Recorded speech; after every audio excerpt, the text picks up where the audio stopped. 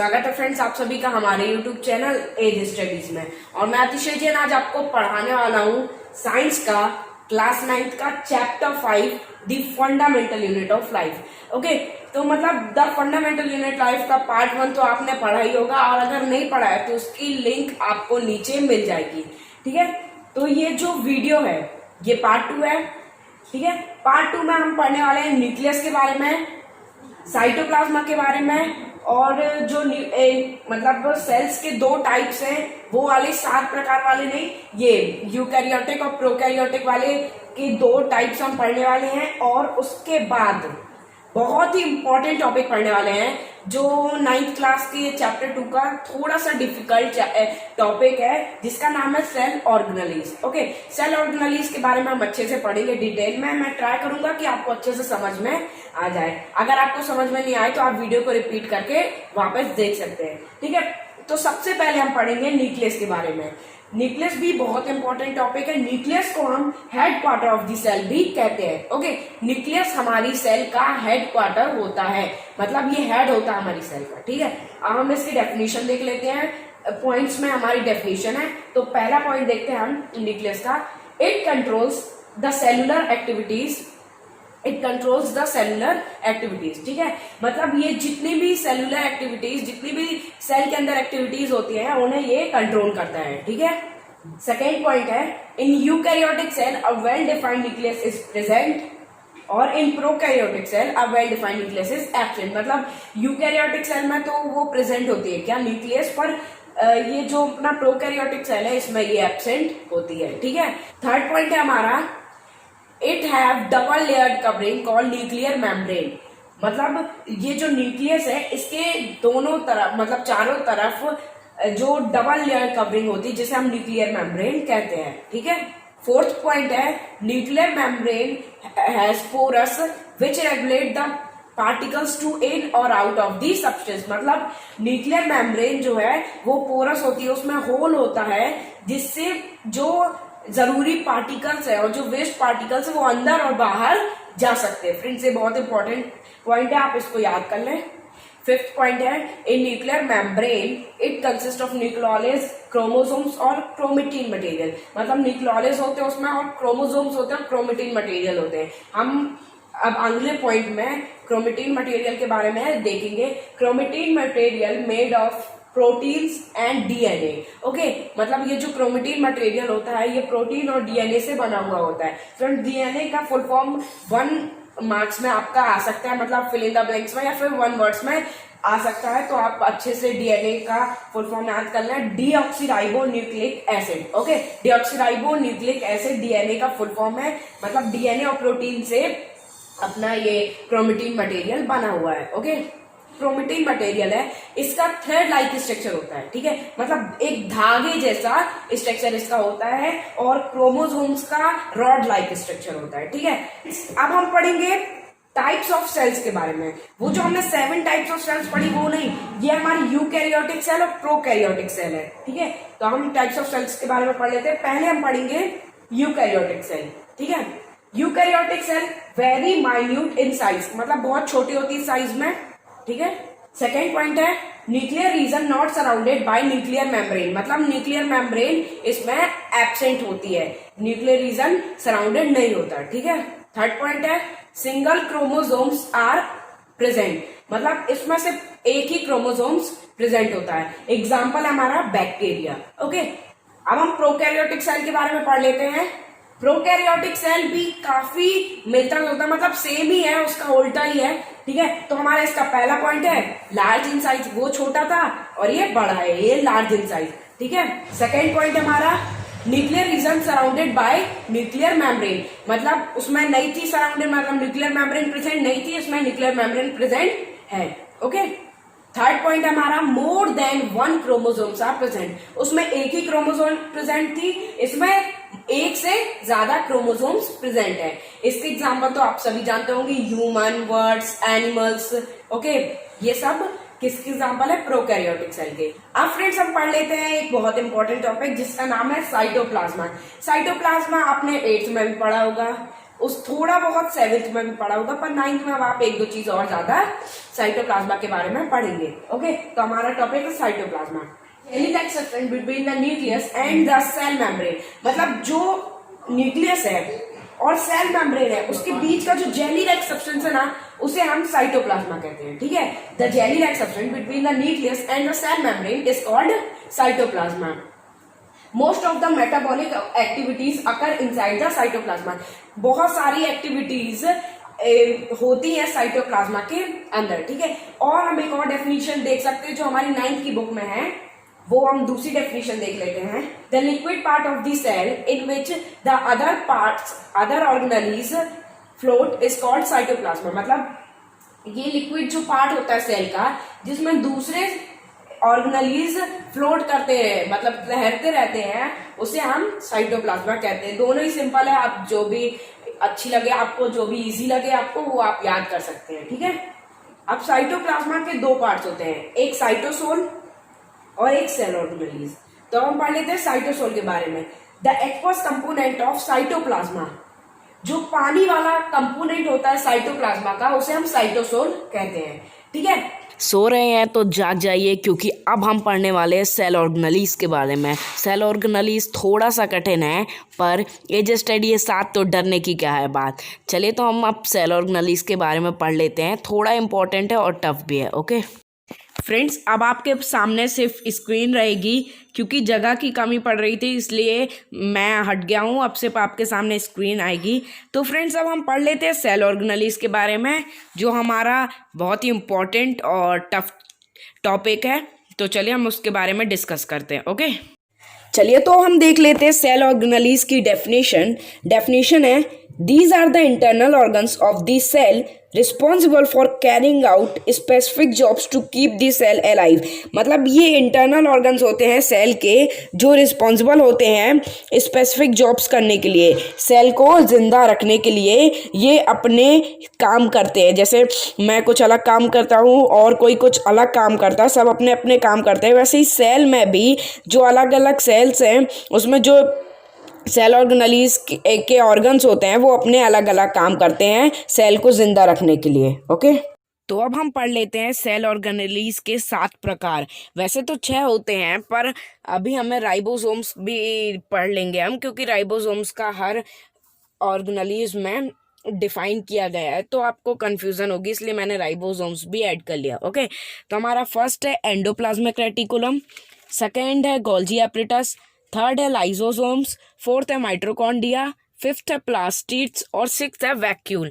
ठीक है, तो ये 6 हो गए और 7th है राइबोसोम्स। मतलब हमारे 7 प्रकार के सेल ऑर्गेनेलीज हैं। तो हम लाइन से सबको पढ़ लेते हैं, सबकी डेफिनेशन देख लेते हैं। ओके, तो हम पढ़ लेते हैं फ्रेंड्स एंडोप्लाज्मिक रेटिकुलम के बारे में, जो हमारा पहला सेल ऑर्गेनेलीज का टाइप है। इसकी डेफिनेशन देख लेते हैं हम। It is the network of membrane present in cytoplasm, these are present in eukaryotic cell, मतलब ये जितनी भी मेम्ब्रेन होती हैं, ओके, मेम्ब्रेन जितनी भी होती हैं उनका ये नेटवर्क होता है। एंडोप्लाज्मिक रेटिकुलम मेम्ब्रेन्स का नेटवर्क होता है जो साइटोप्लाज्मा में प्रेजेंट होता है। ठीक है, these are present in eukaryotic cell, और ये यूकैरियोटिक सेल में प्रेजेंट होती है। ठीक है, इनमें यूकैरियोटिक सेल प्रेजेंट होता है।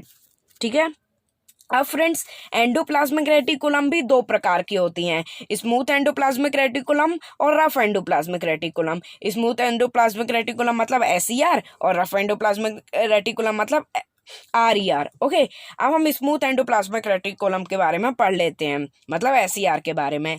It made of tubules, it helps in manufacture of fat molecules, steroid, lipids, ribosomes are absent। ठीक है, मतलब फ्रेंड्स ये ट्यूबल्स की बनी हुई होती है। ट्यूबल्स मतलब छोटे छोटे एकदम पाइप होते हैं, जैसे हमारे घर में नलों के पाइप लगे होते हैं ना, वो तो बड़े होते हैं, पर ये ट्यूबल्स बहुत ही छोटे होते हैं, इनमें काफ़ी कम गैप होता है, इसे हम ट्यूबल्स कहते हैं। ये SER जो होती है, स्मूथ एंडोप्लाज्मिक रेटिकुलम, ये इन्हीं ट्यूबल्स से बनी हुई होती है, और ये हेल्प करती है बनाने में फैट मॉलिक्यूल्स को, स्टीरियोड को और लिपिड्स को। ठीक है, और इसमें राइबोसोम्स एब्सेंट होता है। मैंने आपको बताया था राइबोसोम्स मैं आपको आखिरी में पढ़ा दूंगा। ठीक है, हम पढ़ लेते हैं आरईआर के बारे में, मतलब रफ एंडोप्लाज्मिक रेटिकुलम के बारे में।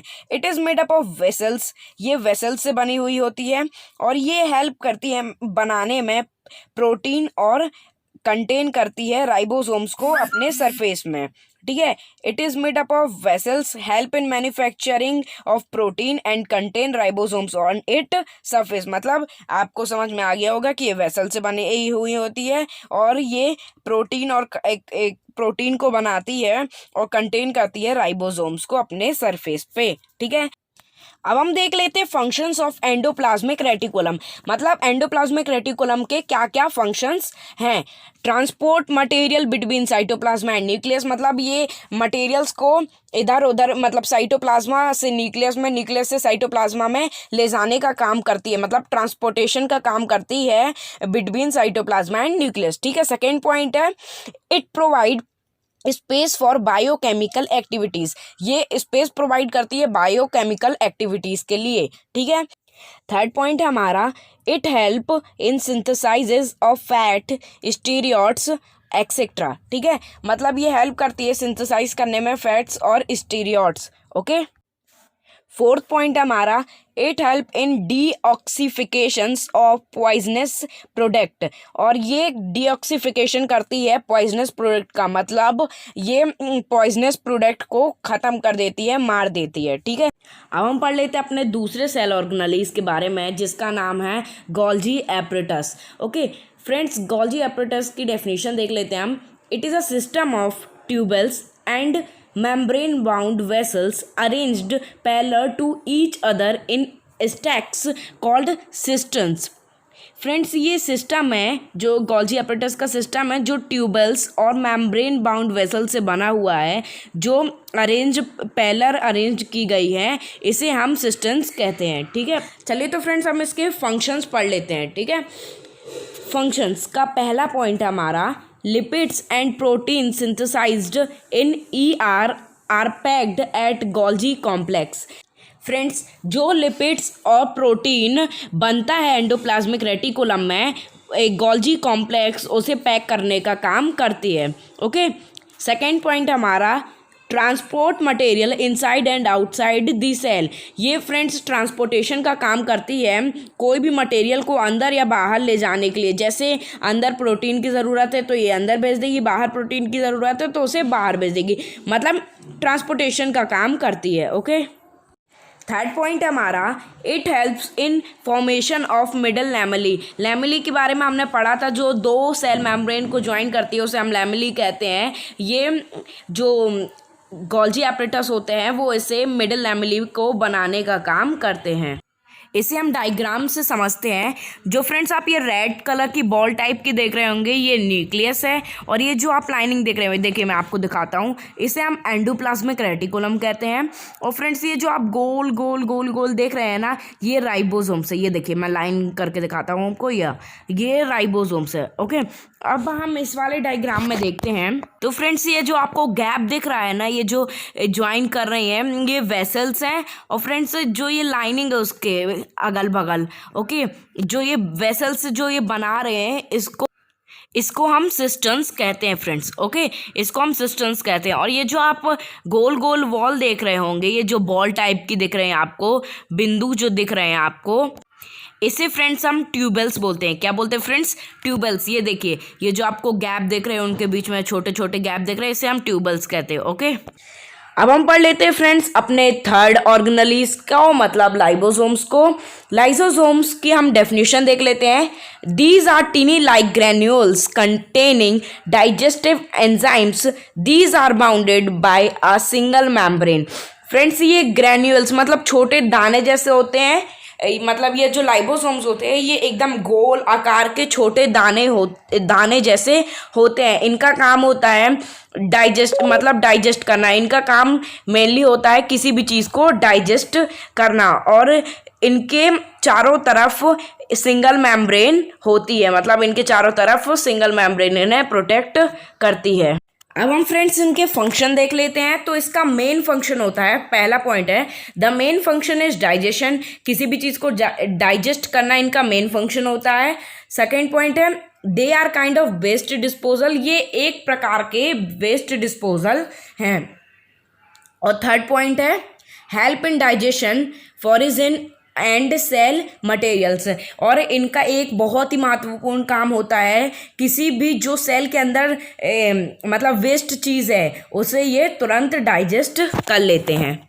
अब फ्रेंड्स हम पढ़ेंगे चौथा सेल ऑर्गेनेलिस जिसका नाम है माइटोकॉन्ड्रिया। माइटोकॉन्ड्रिया की हम डेफिनेशन देख लेते हैं, ये पॉइंट्स में। तो हमारा पहला पॉइंट है it is a rod shaped structure in cytoplasm, मतलब माइटोकॉन्ड्रिया रॉड शेप्ड की होती है जो साइटोप्लाज्मा में प्रेजेंट होती है। It is only present in eukaryotic cell. दूसरा पॉइंट है ये सिर्फ यूकैरियोटिक सेल में प्रेजेंट होती है, मतलब ये अपने यूकैरियोटिक सेल में प्रेजेंट होती है और दूसरे वाले सेल में एब्सेंट होती है, प्रोकैरियोटिक सेल में एब्सेंट होती है।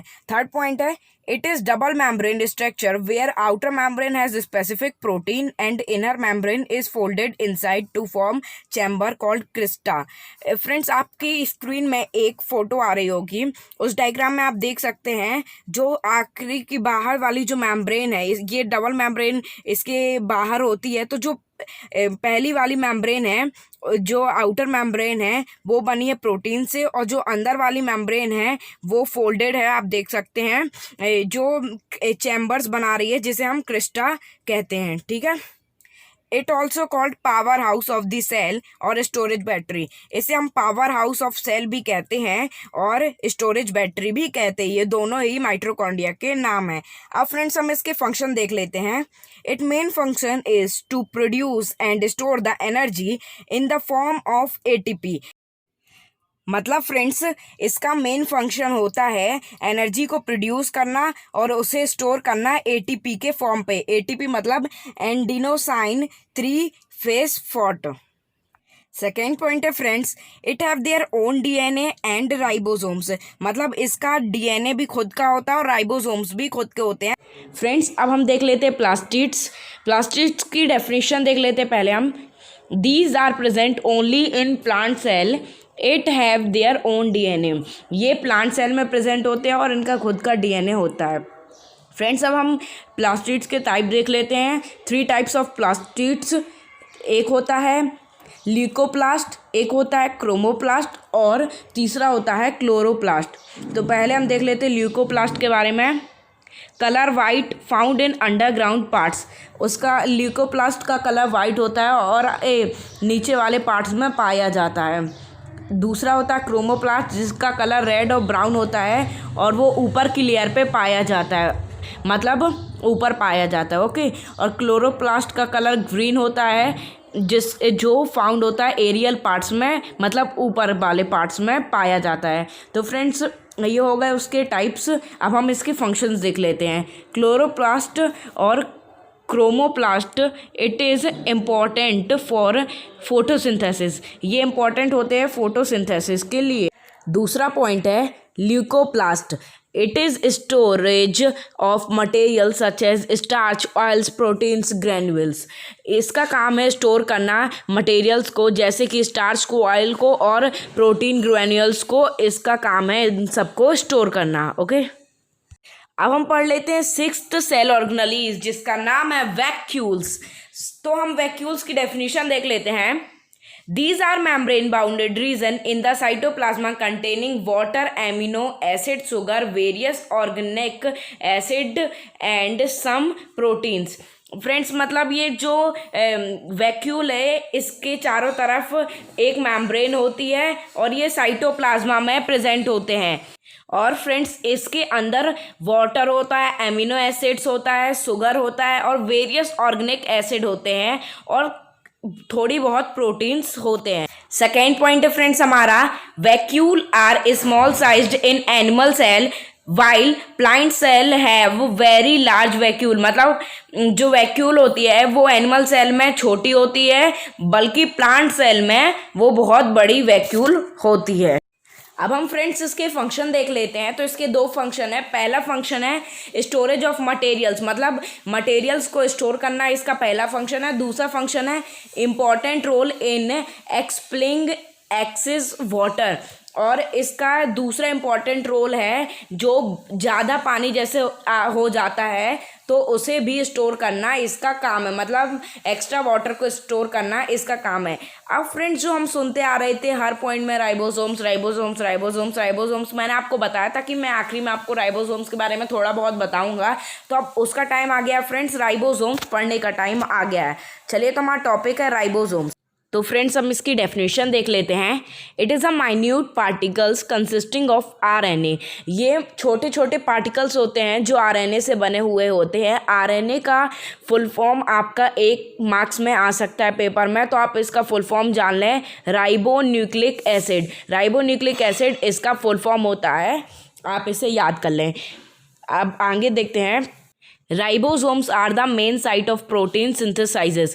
राइबोसोम्स एक मेन साइट है जहाँ प्रोटीन बनता है, and also the protein transport to endoplasmic reticulum. और फिर राइबोसोम्स में प्रोटीन बनने के बाद राइबोसोम्स उस प्रोटीन को एंडोप्लाज्मिक रेटिकुलम में ट्रांसफ़र कर देते हैं। मतलब राइबोसोम्स प्रोटीन बनाते हैं और फिर उसे एंडोप्लाज्मिक रेटिकुलम में भेज देते हैं। तो ये था छोटा सा राइबोसोम्स का काम।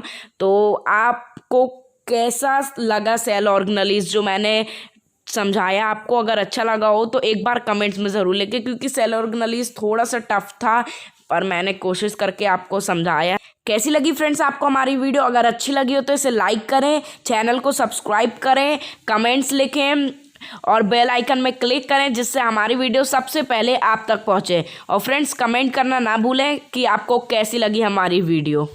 तब तक के लिए गुड बाय, मिलते हैं किसी और वीडियो में।